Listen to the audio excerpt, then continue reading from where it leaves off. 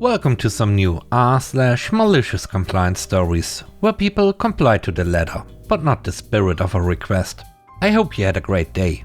The first story is called Delete It All. I had a decent job, the pay was weak, but it was easy and my team was really good with me. Then C19 happened and my manager colleague lost sight that being a manager is a duty to serve your team and not a right to be power hungry. They'd post in chat cruel or nasty things about team members and fuel gossip. After witnessing this, I decided I want out and gave my manager the heads up I was leaving and then went on my leave. I was told that no job could accommodate my needs. I tried to swing my hours and stay working from home and should be lucky to find better. This didn't go down well and they slowly dissolved my department and made my team's life hell. I took a photo of the instant messenger and sent it to a colleague to whistleblow. Despite nothing to say, the group messenger was confidential. I got served with a cease, desist and delete all legal action. Now, during C19, I made many reports to make working from home a doodle. These were many Google Sheets docs that fed into each other. And access to policies. All the shebang. People needed these to work. These were being used on the daily, many times. But well, okay, you want me to delete all the documents from home and my personal accounts. Not a problem. The next day I had people asking where the reporting had gone. I just watched it all unfold. The kicker? I found a job that gave me all I asked for and a pay increase. The next story is called Apparently in the Wrong. I'm an employee at a super Target and I work general merchandise. Basically I just stock shelves. Recently, because of Christmas coming up, we've had all hands on deck for toys. I've been spending my time in the back room all shift, which means I don't really encounter guests. So we are allowed to listen to music. But technically it is against the rules to use headphones. Well, I didn't want to force the people around me to listen to Sunday football, so I put just some generic wired Apple earpods in anyway. Someone around me took personal offense to this and reported me to my team lead. He came up to me and told me, "I noticed you were using headphones and I didn't care, so I let you keep using them. But somebody has complained, so I need you to take them out." Well, instead of just turning off the radio, I did what was allowed.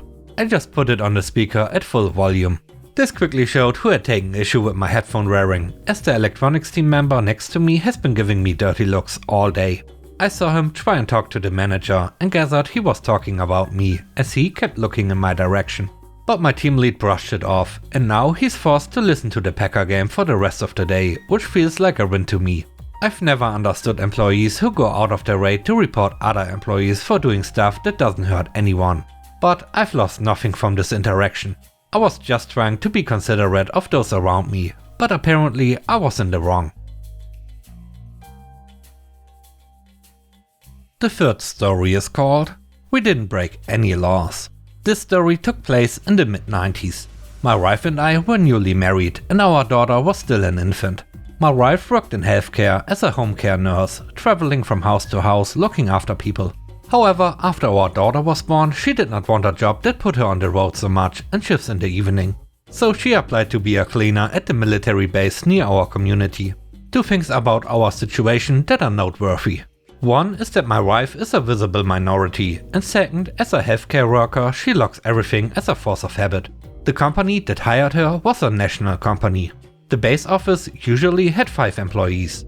One had recently quit because her husband was moving with his military job to another part of the country. So the local boss hired my wife to replace her. The 4 other workers were tied. Louise was the boss, who hired her best friend Donna, Donna's brother Dan, and Louise's niece Tracy. My wife was a true outsider. She immediately saw things were not quite on the level. Even though my wife was paid from 4 PM to midnight, she was home by 8 PM every night. She was also excluded from cleaning the buildings that housed the engineering and tenancy offices. Occasionally, when she would clean those offices, she saw her colleagues riffling through desks and filing cabinets, photocopying documents and other shady stuff. My wife also saw Louise threaten a soldier with extra duties for not opening doors fast enough. Louise's husband was a senior NCO in the unit, but jobs were hard to find at the time, so my wife was willing to accept a little discomfort to her ethics. However, after a few months, the racial epithet started. It started with a nickname, then morphed into slurs and then rumors about her. They started telling racial jokes without trying to hide it. When my wife complained to the 4 of them that she was uncomfortable, she got called weak and they threatened her employment. My wife told them that she would go to the head office. So she called the head office from work. Stuart from HR dressed down my wife over women's talk and she needed to thicken her skin and not be too sensitive. My wife countered that she would go to the authorities. Stuart said no laws have been broken, so she should go to the authorities. Good luck. Later that shift she was fired for attitude. So my wife ran to the authorities. Just not the police. She went to the Human Rights Commission and to the military base headquarters. She gave both photocopies of her logs. The human rights investigation determined that there was a work environment that tolerated racist behaviors. That garnered an apology and an acknowledgement from Stuart with a smug comment that they will henceforth include a clause about racial sensitivity in their employee paperwork. He even made a comment to my wife that essentially this was nothing. However, behind the scenes, the base had been doing their own investigations. Some of the people whose decks had been riffled in the tenancy building had reported that they suspected they had been snooped through. The dates of some of the reports matched my wife's logs on the date she was there.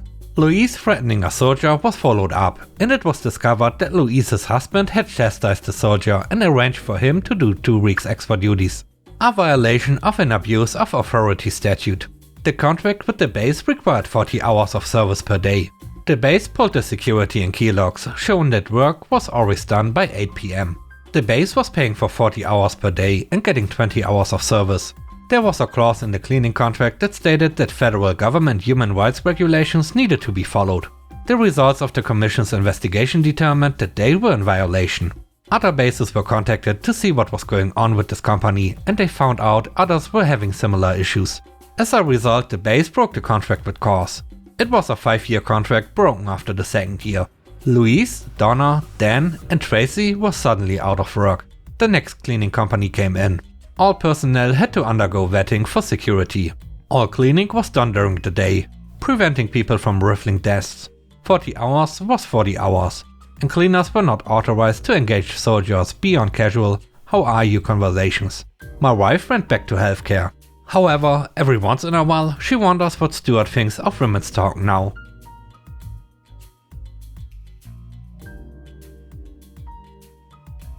The next story is called "It Will Do You No Good." My dad, a single father with 1 kid, met my mom and eventually got married and had kids. Back then my dad was working full, but my dad had hurt his back at work and was off for several months. Money had gotten tight, to the point that my parents literally had no extra money to spare. We were a loving family though, so we were okay as long as we had food, which we did. But then I got a bad ear infection and needed antibiotics. But my parents literally had no money at this point. Being in Canada, we had a welfare system which you can apply for money to help people who are down and out. So my parents head over to the welfare office where this all starts. They go up to a counter and enter Karen. My mom says my son has an ear infection and has a $10 prescription. I need help paying.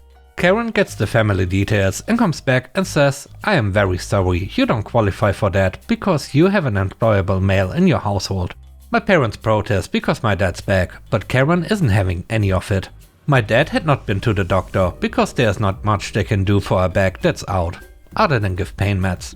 So without doctor's note, they didn't believe he was actually unable to work. The lady insists there's nothing they can do. This set my dad off to no end, and he is not going to let his son suffer from an ear infection. He says to Karen, "I want an appointment to apply for welfare for myself only." Karen says, "You can't do that." My dad, getting angrier by the minute, says, "Are you denying me my appointment?" Karen says, "You don't need an appointment, you don't qualify." "So, you are denying my appointment?" "Well, no. Fine, you can have an appointment, but it will do you no good." The appointment for him to apply was scheduled for the next day. Enter my dad again. This time with a new rental receipt from a house that was for rent out at this beautiful lake near our town. He said that this is the new rental he found yesterday. I am unemployed and need my rent covered. The lady says, "You can't do that, you're an employable male, you need to work." "Well, I am moving with my 1 son and I can't work since I'm a single parent." The lady laughs and says, "You can't just take 1 kid and move out." "Well, I can no longer live with my wife. I'm leaving her, so now she is a single mom and qualifies for the medication." The Karen, still thinking she will screw my dad over, said, "You can't just break up with her so she can get welfare." "Excuse me," my dad replies. "I can break up with her for her feet stinking or bad breath. I don't need a reason to dump her." Karen huffs and said, Well, maybe she would qualify, but you don't qualify for that new rental, as you would need to be a single dad. And you can't just take one child and leave, claiming to be a single dad. Out comes the court document, stating my dad has sole custody of his first son from his first marriage. This letter states I have custody of my first child before my second marriage, so we are leaving. Now I am a single dad and am now qualified for welfare. This set Karen off, she knew she just got played. So she tried her best to make the situation difficult for my dad. Well, if you leave her, you are not allowed to go over there and hang out. Again, my dad? Excuse me? I have 3 kids with this lady, I will go over and visit my kids at any time I like. You don't get to tell me when I can visit them. That was the finishing move.